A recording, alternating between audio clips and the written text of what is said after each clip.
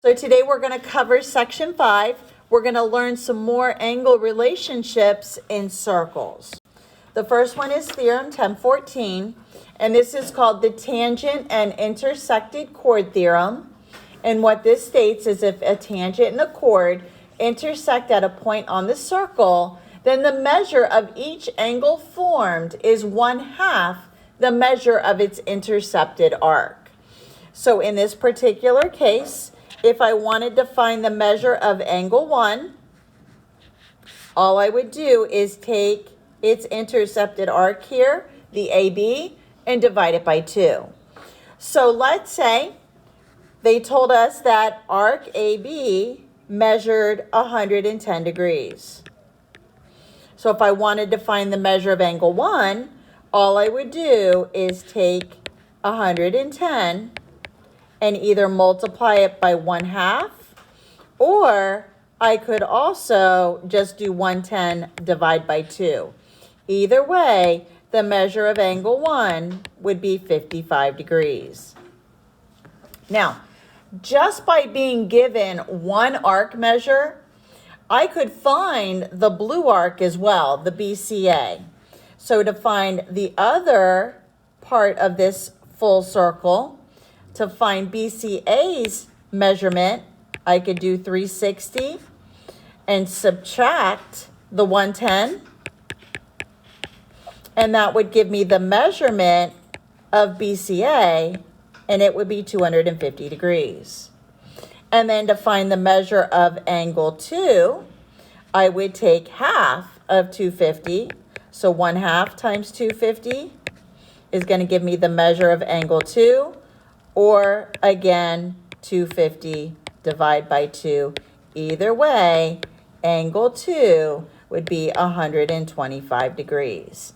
So again, they're going to give you some type of piece of information, whether it's an angle measure from this circle where the chord and the tangent intersect, or they'll give you maybe one of the arcs. So let's go ahead and see what else we got here. The next theorem is called angles inside the circle theorem. And to me, this sort of looks like these two angles are floating inside the circle. So I call this the floating angles theorem. You can also officially call it the angles inside the circle theorem. Now this is when the two chords intersect inside a circle, then the measure of each angle is going to be 1/2 the sum of the measure of its intercepted arc and its vertical angle. Now these are not at the center, these angles, so they're not central angles. They're just floating somewhere inside the circle, but again, their vertex will not be at the center. These are not central angles. So for example, if I wanted to find the measure of angle 1, let's say I told you that arc DC here equaled 80, and let's say arc AB equals 40. Again, to find the measure of angle 1, I'm using this formula right here. You can also add the arcs and divide by 2 if you prefer. So angle 1, what I can do here is take DC, 80 plus 40, and again, if you don't want to multiply by 1/2, you can also divide by 2. So angle 1 is going to equal 120 divided by 2, or multiplied by 1/2, and angle 1 would be 60 degrees. Now notice angle 1 and angle 2, these are sitting on a straight line. They're supplements. So one quick way that I could find the measure of angle 2 is just do 180 minus the 60, and angle 2 would be 120 degrees. Now, if they would have given us the arc measures for A, D, and BC, then I could have also used this formula. But again, when they're giving you the arc measures of the other one, add them and divide by 2, and then to find the other one, just use 180 minus that angle. So this is when the vertexes or the vertices are not at the center. They're just floating somewhere inside the circle.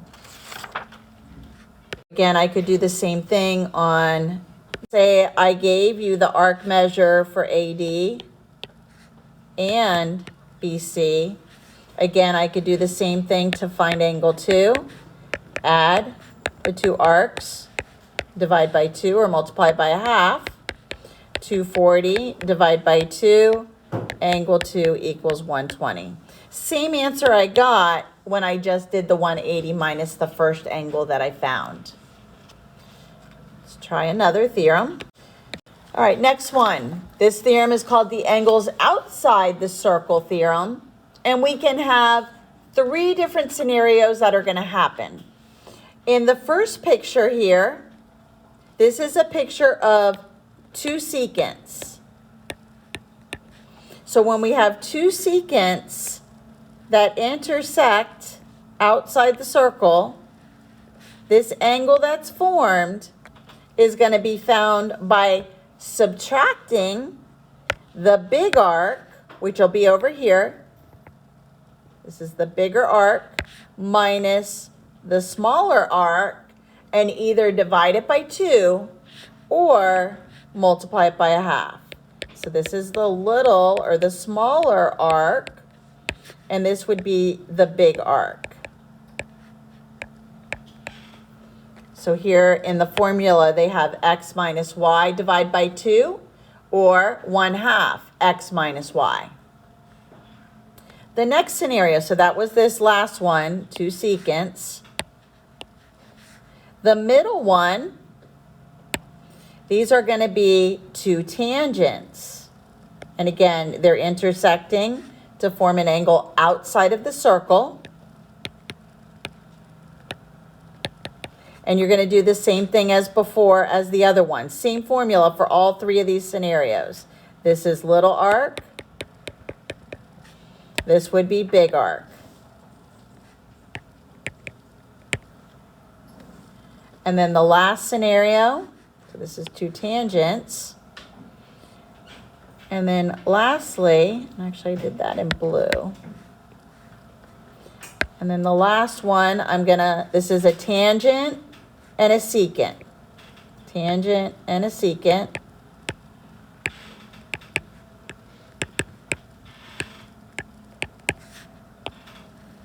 And again, it'll be big arc minus little arc, divide by 2 or multiply by 1/2. So same formula for all 3 situations. Just the big arc minus little arc times by 1/2 or divide by 2. Next, we're going to define what a circumscribed angle is. And a circumscribed angle is an angle whose sides are tangents to a circle. So my circumscribed angle is this angle that's right here. It's angle ABC, or you could call it CBA. This is an example of a circumscribed angle, and the sides are made up of tangents. Next, we're going to see the theorem, which is going to tell us how to calculate the measure of a circumscribed angle. The next is the theorem for the circumscribed angle. So the measure of the circumscribed angle is equal to 180 minus the measure of the central angle that intercepts the same arc. So here is my circumscribed angle. It's right here, the ADB. So this is the circumscribed angle. And then to find its measure, I'm going to take this central angle that is intercepting this same arc, and then I'm going to subtract that from 180.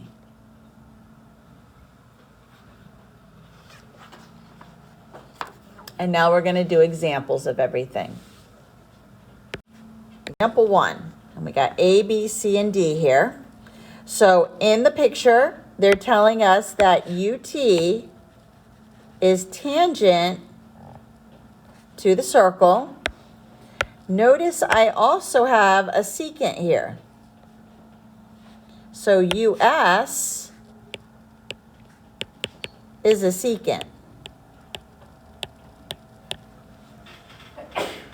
So now, they want us to first find the measure of arc WT. WT is right here, and I'm going to call this X. So it makes my formula a little bit easier.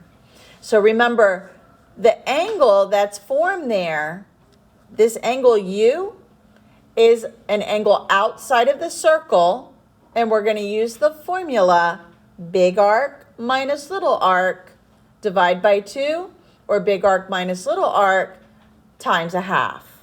So the blue, the X, this is my little arc, and this red here is going to be my big arc. So this will be the big arc.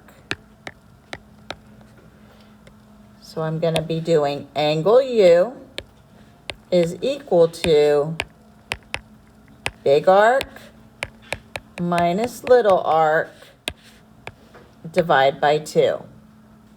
So they gave me the measure of angle U.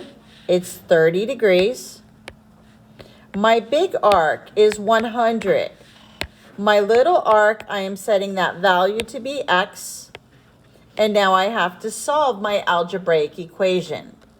I can multiply both sides by 2 to get rid of the fraction. And now I'm left with 60 is equal to the big arc, which is 100, minus the little arc. I'm going to subtract 100. Negative 40 equals negative X. Divide by negative 1. And the X, which I assigned to be WT, is 40 degrees. So arc WT is equal to 40 degrees. So that's the first one. The next one wants me to find the measure of TVS. So let me go ahead and outline angle TVS. It's this angle right here. It is a floating angle. So I'm going to be using my floating angle formula.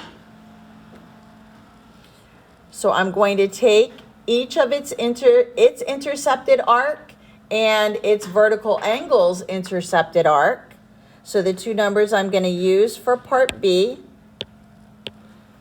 this is what I'm calling the floating angle. So I'm going to use this arc plus this arc and divide by 2. So I'm going to go ahead, angle TVS is equal to 100 plus 110, and I like to divide by 2. So angle TVS is equal to 210, divide by 2. So the final measure for TVS is 105 degrees.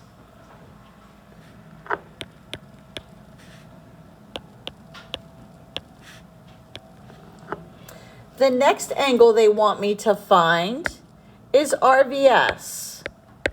And RVS is right here. Notice it's forming a straight angle with the 105. Yeah. So all I need to do for RVS, for part C,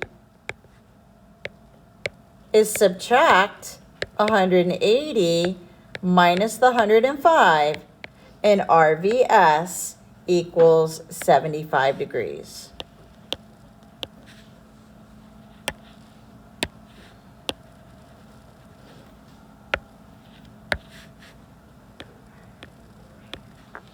And then the last piece wants me to find arc RS. So arc RS is right here. Now, you can do this multiple ways. You can either go back and use your floating angles, but I think what would be fastest is, since I know the whole circle except for that little piece, I'm going to add the 3 arcs that I have. I can add the 110, the 100, and the 40 that I calculated, and then subtract that from 360. And then arc RS is going to be 110 degrees.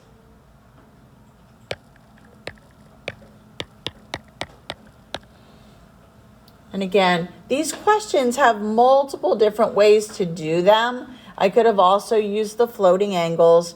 However, I think it was a lot easier just to add and subtract. All right, for this one, it wants me to find the measure of arc AB. Again, I've got 2 tangents in this picture.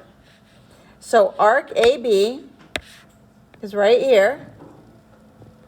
And they gave me arc AB, it's 105.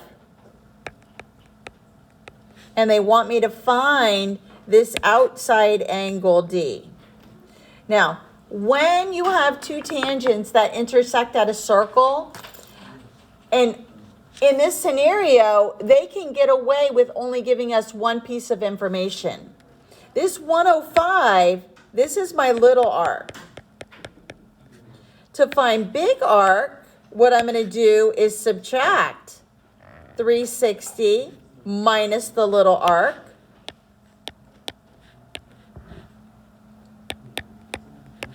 And I get 255 for my big arc. So now, to find the measure of angle D, all I'm going to do is big arc minus little arc, and I'm going to divide it by 2. So my big arc is now 255.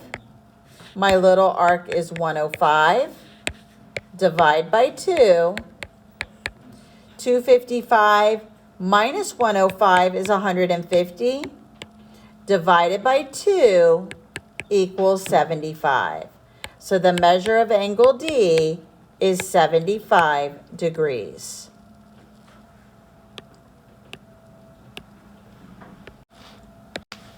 Example 3, this time I've got 2 secants. I'm given the outside angle. I'm given little arc here. So this is my little arc. I don't know big arc. And I can call big arc, I'm going to call this X, just to simplify when I put things into my formula.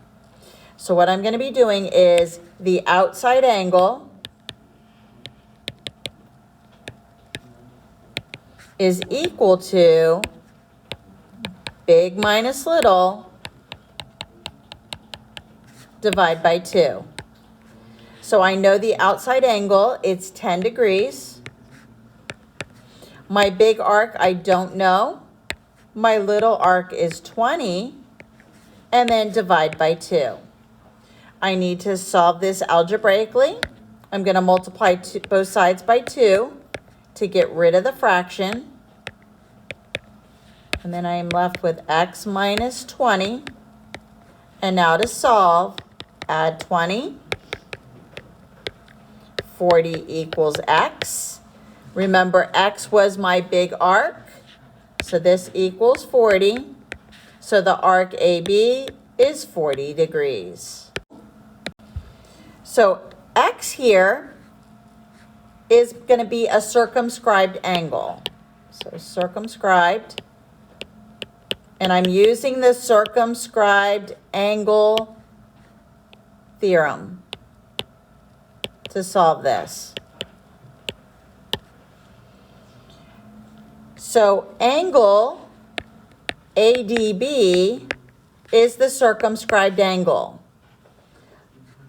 And that's the x. I'm going to be using the formula that states 180 minus the measure of the central angle that has the same intercepted arc as that circumscribed angle. That's what I'm subtracting. So I'm going to be subtracting angle ACB. So it'll be 180 minus 135. Once I do that, I get x is equal to 45 degrees. All right, so just a quick little review of all the different angle types that we've talked about. So the first angle type we talked about was a central angle. So when you have your circle, when the center has the vertex of the angle, this is called a central angle. And let's say this is A, B, C here. I can say that angle ABC, if it equals 30, then arc AC, they're going to be equal. So the measure of a central angle always equals the measure of its intercepted arc.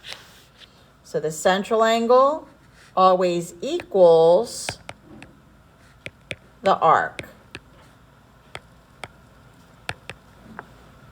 The next angle type that we talked about, that's the inscribed. The next special angle pair that we talked about was the inscribed angle. And this is when the vertex is sitting on the side of the circle. So this is called an inscribed angle. And this is when the vertex is on the side. So vertex on the side of the circle. So for example, if I told you this angle was 30, then its intercepted arc would be 60. So again, A, B, C. So angle ABC is equal to half of arc AC. So this is an inscribed angle when the vertex is on the side. The next one is the tangent and the chord. This is the information we learned today.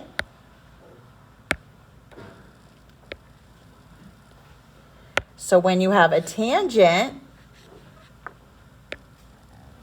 and a chord, and it forms an angle,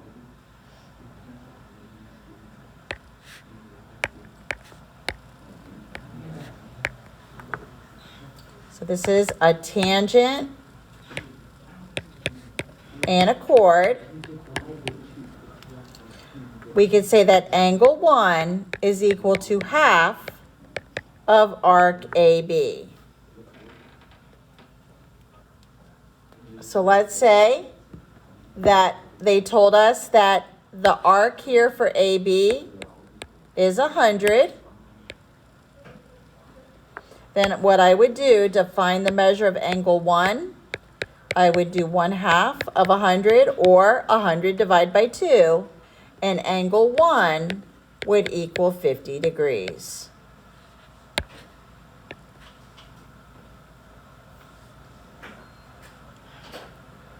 Next, we have the floating angles.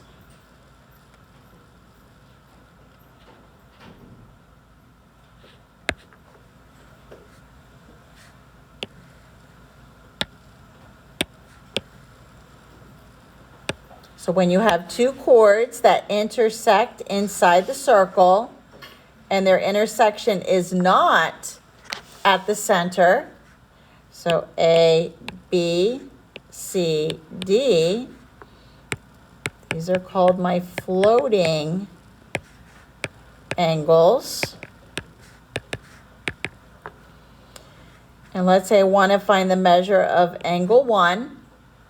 What I would be doing here is angle 1 is equal to arc AB plus arc CD times a half, or divide by 2.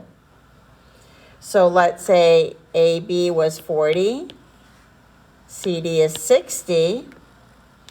I would say angle 1 is equal to 40 plus 60, divide by 2, and angle 1 would be 50 degrees. And then the last scenario is when the angle is outside the circle. And we have 3 different situations. We have 2 secants.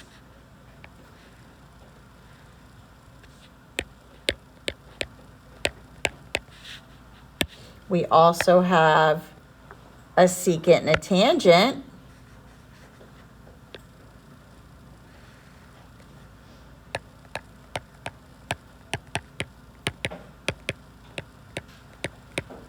And then the last one, 2 tangents.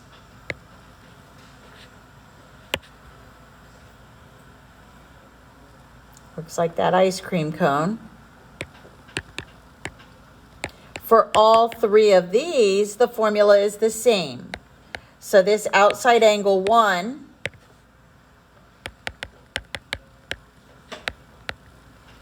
and in these pictures, I'm calling it angle 1 is equal to big arc minus little arc divide by 2 or times by a half. Remember, little arc is right here. It's close to the angle. And then the big arc is at these endpoints of either your 2 secants, your secant and your tangent, or the endpoints of the 2 tangents. So this formula is the same when you're looking for an angle that's formed outside of the circle. So a nice little summary of all the different angle types that we've talked about so far in Chapter 10.